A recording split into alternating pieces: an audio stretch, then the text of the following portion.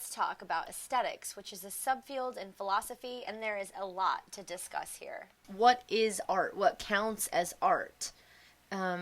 There's things that happen in nature, like the sun rising.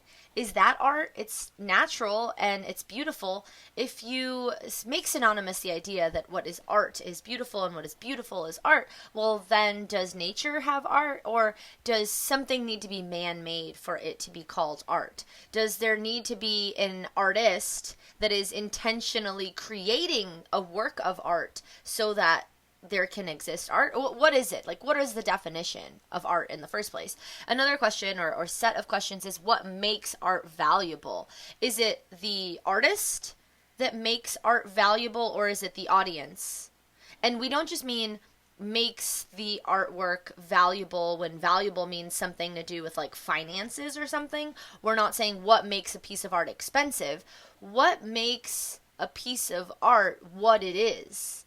What is the source of the values when we're looking at artwork? Because you can have, for example, an artist who makes a song or writes a book or paints a painting or draws something, and there the artist might think that what they are creating, the work of art that they are producing, is melancholy. It's supposed to make people feel a certain sad way. But then, as the audience, you might read that book or look at that painting or watch the play, and you might think that there was some comedy in it. So what is it that makes a work of art a comedy or a tragedy? Is it the artist who puts that value judgment on it, or is it the audience? That's another way to look at this question. A different set of questions is, what makes something art?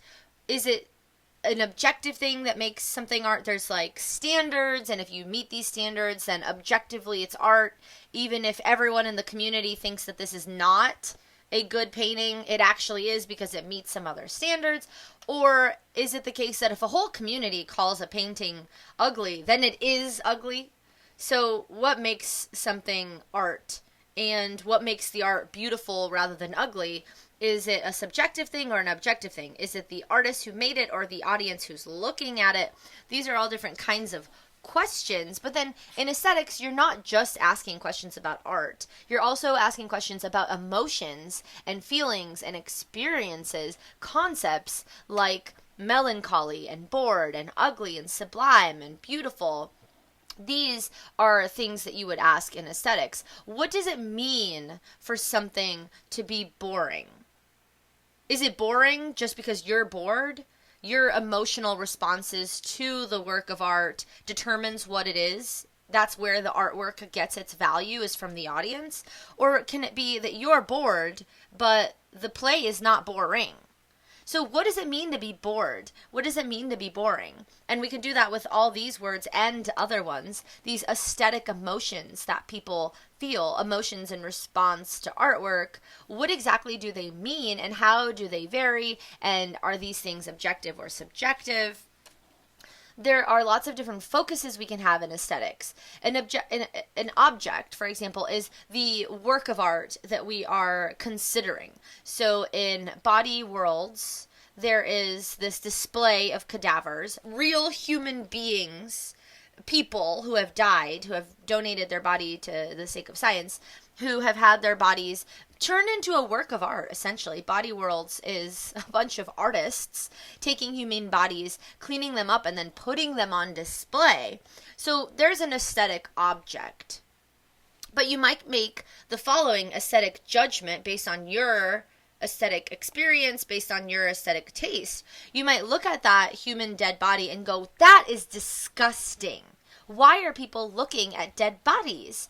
But you might also, based on a different taste and experience and judgment, look at that same once live, now dead, human body in Body Worlds, and you might think, how beautiful, how sublime. Look at those arteries, look at those veins, look at those sarcomeres, look at the tissue. Wow, the human body is so magical. Well, those are very different judgments based on very different experiences. These people have very different tastes, but they're looking at the same object. So in aesthetics, we would be wondering these kinds of questions. What's the difference between somebody's experience of disgust and somebody else's experience of sublime when they're looking at the same object and the same lighting at the same time.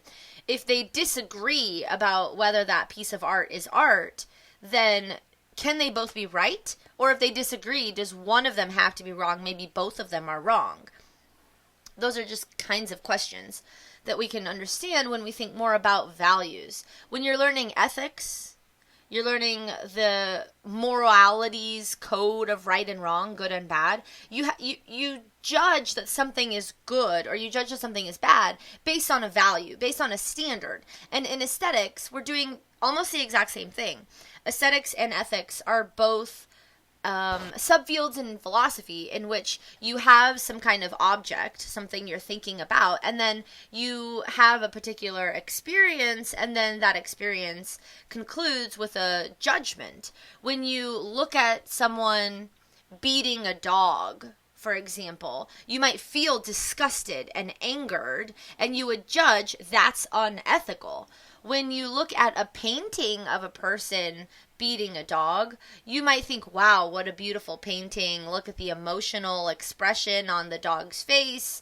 Look at the lighting. Look how you could see that it's raining, even though it's just a painting. Wow, it looks like it's coming at you. But there's this difference between ethics and morality, isn't there? Okay, so this goes into a totally different question in aesthetics. What's the relationship between morality and beauty? Some people think that morality and art are interconnected, that you can't completely separate them all the time. If you found out that this beautifully painted painting of a person beating a dog was based on a real person who was actually beating a dog, say that an artist paid some guy to beat some dog so that he could look at the expressions and then paint it, would you then think that this painting of a person beating the dog is less good, less valuable, worse art because of the ethics that went behind making the art? Some people think no, whether something was sourced immorally does not affect that it is a work of art. Think of other things like music. Lots of people have claimed that rappers like Eminem have made them violent. Well, let's say it's true. Somebody listened to an Eminem song and then became more violent. Should we say that Eminem's music is less good art because of the negative ethical effects that it has? Well, these people would say yes. Ethics and morality are conjoined. If an artist does something immoral, it makes their art less good. But other people say, no, those two things are separate, and an artist is allowed to do otherwise immoral things for the sake of art. That's just one issue. Let's look at a second and a third. The problem of tragedy is that it seems like people are seeking pain and painful experiences, like when you hear that a movie is super, super scary and then you want to go see it, or you hear that a movie is super, super sad and then you want to go see it, or there's this drama, there's this play, there's this symphony where there's deception and lies and murder. It seems like human beings normally want pleasant experiences in real life, but that when it comes to fiction and when it comes to work of art, people seek out fictional pain. And that seems to be a problem. Isn't it irrational that we are seeking out pain and suffering and drama? Well, there's lots of different theories that you could look at that explain why human beings seem to crave fictional pain. Aristotle's theory of catharsis, for example, is that he thinks human beings have a natural desire to express emotions like anger and sadness, but they want to do so in a safe environment, and so what art does is it gives us that safe environment. Here's a totally different question that you might investigate in aesthetics. It's called the problem of fiction. It seems as though, even though the human brain knows that this painting is not really showing a dog actually being beat, or the book is not actually talking about a real life person who's being murdered, or this movie, no one's actually about to rip somebody's head off or something crazy like that. But it seems like we see these works of art and then we respond emotionally as if it's real. Have you ever gone to a sad movie or a scary movie and you find yourself screaming out loud when the scary part happens, or literally crying tears from your eyeballs? Well, it's kind of difficult to explain the connection between the external reality and your inside world, your intramental emotions, because it seems like we're having real emotions in response to something fictional, but our brain knows that it's fictional, so it's unclear why we are actually sweating or actually screaming or actually crying. And some people think that the emotions we have in response to fiction are not real emotions, but other people say yes they are, and that's a huge debate in aesthetics. Lots of different people have had lots of different theories in aesthetics and on aesthetic taste. The last one I'll leave you with is the one from Immanuel Kant, who talks about what pure beauty is, what pure art is. Pure art in Immanuel Kant's eyes has the condition of creating a person who's disinterested. This means that you see something and you don't want to stare at it or understand it or be with it because it gives you some kind of advantage or something. Instead, it's completely selfish. You see, say, a work of art made by nature like a flower, or a work of art made by nature like a symphony, and it draws you in and it keeps your attention even though you're not getting anything out of it. That's one of his conditions on a work of art. It makes people drawn in even though it doesn't do anything for them, that the work of art that is actually a work of art is something for which the person looking at it has disinterest. So in some, aesthetics is about a lot of things. There's a lot of different focuses that we could have, and there's lots of different words that you could use that are aesthetic words,